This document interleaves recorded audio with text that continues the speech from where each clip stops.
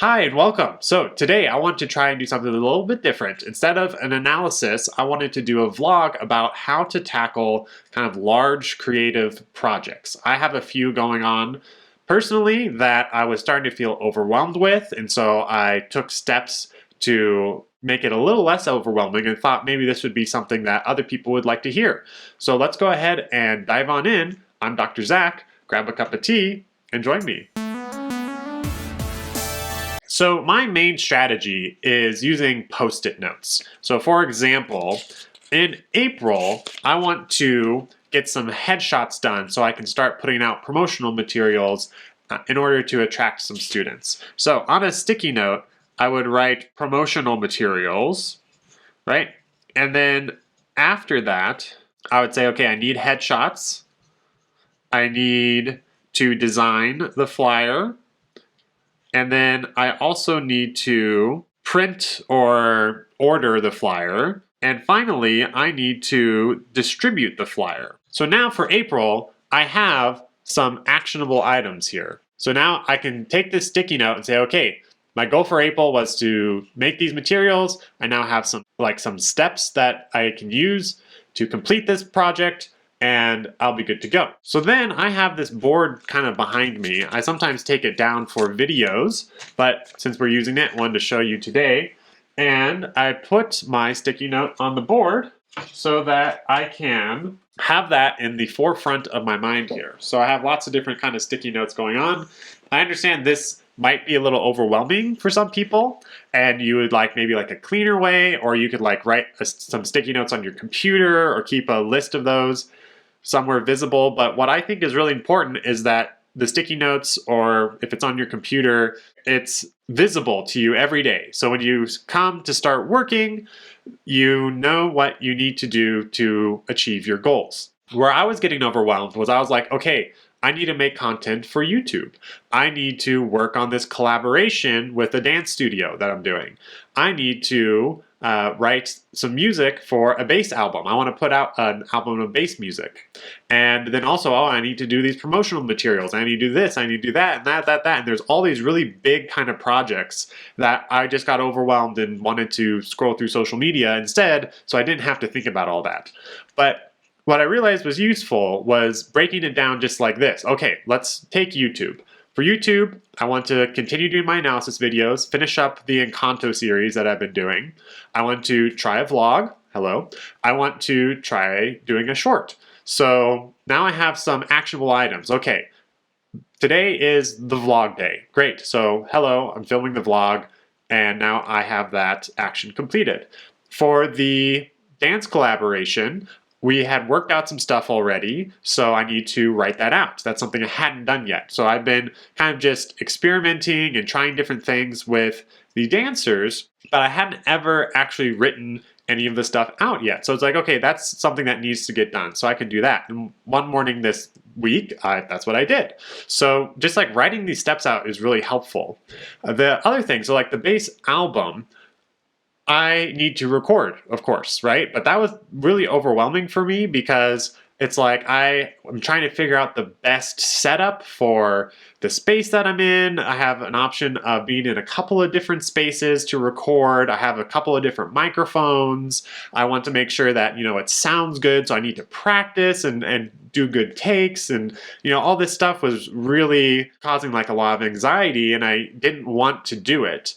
But what I realized was I still need to write a bit of music for this project. So even though like the recording bit seems like a huge project that I can't quite spend the time to complete it, I could at least write some music for the project. So that is, maybe one way that you can help work through a block. If you feel like, oh, there's this one thing for a project, I just can't do it, it's too big, it's too overwhelming. See if there's anything else you can do that would help you kind of progress towards completing that goal. So the sticky notes help like break down kind of large projects. And then I also use sticky notes just to like write down what I'm doing that day. Like, okay, let's try to do this, this, and this.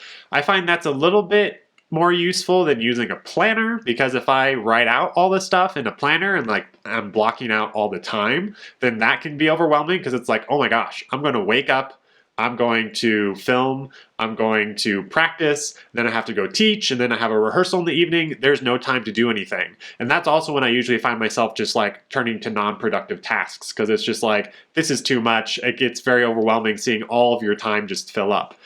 But with that being said, my most productive days are usually the days that I use a planner. So it's like, I kind of have to gauge whether the day is going to be like a planner day. Okay, yes, I feel like I can, really dedicate a lot of time today, so I'm going to do the planner. Whereas like writing things down on a sticky note is kind of the hack for me, because I'll maybe work all day anyways. I'll fill up my whole day with stuff that's productive, but just like the visual of seeing all of my time taken up on the planner sometimes like makes me not want to be productive. So this planner that I have is also kind of useful because it has like weekly objectives, so you can kind of break down some of these things into like, okay, this week I want to do a vlog. Next week, I'm going to try to do a short. Okay, now I've taken my steps that I've broken down on my sticky note and I've put them in certain weeks. Okay, that's the goal. Vlog for this week, short for next week. Okay, great. And then each individual day has these different sections where it's like, okay, focus. What makes today a win? That's actually what it says. And so you can like say, like, for example, the headshots, right? I need to look at photographers. That'll be something that will help me towards that goal, make today a win. I don't have to decide on a photographer. I don't have to contact one. I don't have to hire one. All I'm doing today is just looking for a photographer, right? And that can be more helpful than just being like, okay, time to get some headshots. It's like, that's a huge task, right? That could take all day, looking at photographers, contacting photographers, talking about rates, et cetera, et cetera, et cetera. Then I spent the whole day just doing one thing and not progressing towards any of my other goals. So like breaking your goals down into these smaller steps is a really useful skill, I think, and can help you kind of work towards all of your goals a little bit every day. Maybe you don't get to everything every day, and that's also fine. But as long as you're, kind of conscious of these things, you have your goals visible so you know what you're working towards every day, at least it helps me kind of stay motivated and stay productive. So final thing is that I like to kind of look at big picture, like long-term kind of things too. So these are more of like short-term goals, right? Like I want to finish the Encanto analysis. I want to try a vlog. I want to try a short. I will probably finish Encanto within the next couple of weeks. I'm doing a vlog now and I'll do a short next week. So it's like, boom, there's a couple weeks worth of goals that I can just knock out. But as far as like looking big picture, I had an audition in February, so I was preparing for that January, February. I was like, okay, that's going to be my main focus, is playing my best at this audition. And then I was like, okay, but what's going to happen after that, right? That's a huge goal, being able to play at an audition. So what's next? That's, I think, an important step that sometimes people don't take. Like they'll just say, oh, okay, yep, I have the audition coming up. That's all I'm thinking about. And then the audition comes and goes and they're like, now what do I do? Just sit around, just do the normal thing? Like they just get a little lost. So I had already planned on contacting music teachers at the high schools and middle schools here so I could start volunteering to do some sectionals, try to get some private students, this sort of thing, and also make like contacts in the music community here.